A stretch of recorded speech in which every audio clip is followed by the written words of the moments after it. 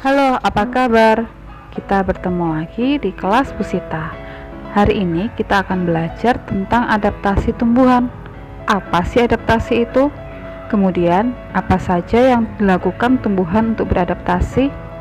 Yuk kita simak sama-sama.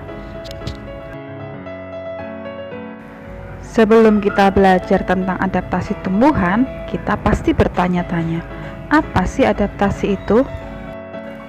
Adaptasi adalah kemampuan makhluk hidup untuk menyesuaikan diri terhadap lingkungannya.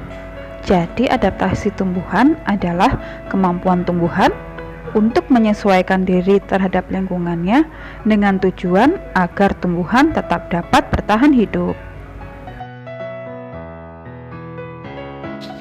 Cara tumbuhan menyesuaikan diri terhadap lingkungan ada dua macam. Yang pertama, penyesuaian tumbuhan terhadap kondisi lingkungan, dan yang kedua, penyesuaian tumbuhan untuk berkembang biak. Yang pertama adalah adaptasi tumbuhan di lingkungan yang kering.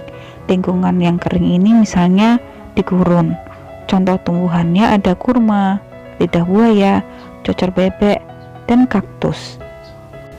Tumbuhan-tumbuhan yang dapat hidup di lingkungan kering ini disebut xerofit.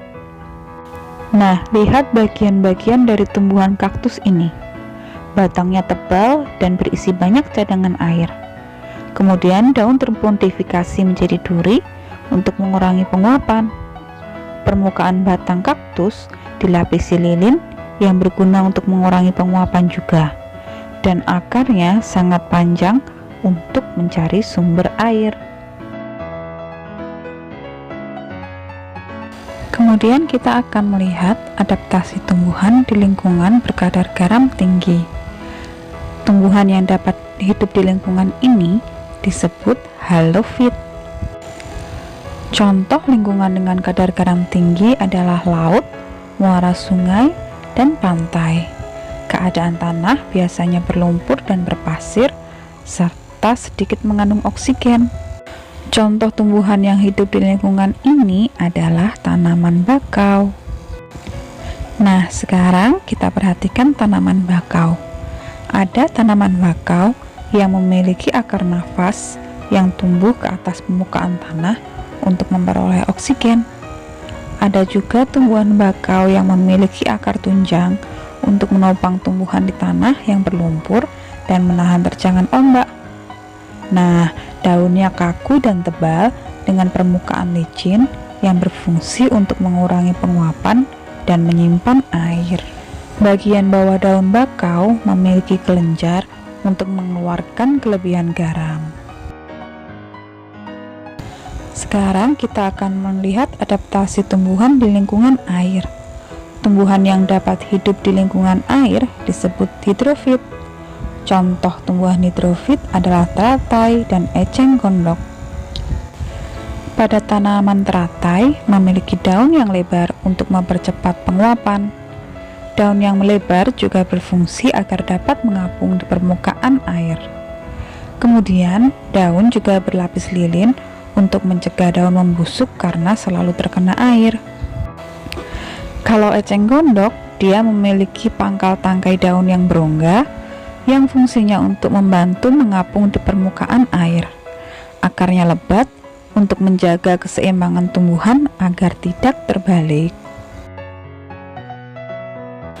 Kemudian kita melihat adaptasi tumbuhan di lingkungan yang lembab.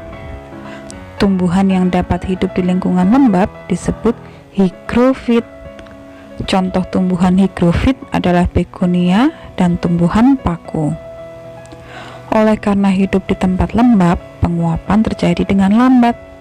Air dikeluarkan melalui struktur khusus pada daun yang disebut stomata air atau hidatoda. Penyesuaian terhadap lingkungan yang terakhir adalah adaptasi tumbuhan di lingkungan yang miskin nitrogen. Tumbuhan yang tumbuh di lingkungan miskin nitrogen biasanya melakukan penyesuaian diri dengan memerangkap serangga, kemudian mencerna sebagai sumber nitrogen. Contohnya adalah kantong semar dan Venus. Yang kedua adalah penyesuaian tumbuhan untuk berkembang biak. Selain untuk bertahan hidup, beberapa tumbuhan juga melakukan adaptasi untuk membantu perkembangbiakan atau reproduksi. Contohnya adalah bunga Rafflesia yang mengeluarkan bau busuk untuk menarik perhatian serangga, biasanya lalat, yang hinggap untuk membantu penyerbukan. Ada juga tumbuhan seperti mawar, melati, dan anggrek yang memiliki mahkota bunga yang berwarna mencolok dan kelenjar nektar untuk menarik perhatian serangga yang membantu penyerbukan. Kemudian, bunga dandelion juga memiliki cara yang unik dalam penyebaran benihnya. Benih yang sekaligus buahnya memiliki struktur tambahan seperti serabut halus yang membantunya agar mudah terbawa angin. Jika benih tersebut jatuh di tempat yang sesuai, benih itu akan tumbuh menjadi tumbuhan yang baru. Oke teman-teman, hari ini kita sudah belajar tentang adaptasi tumbuhan. Semoga bermanfaat untuk semuanya. Sampai bertemu lagi di kesempatan selanjutnya. Terima kasih.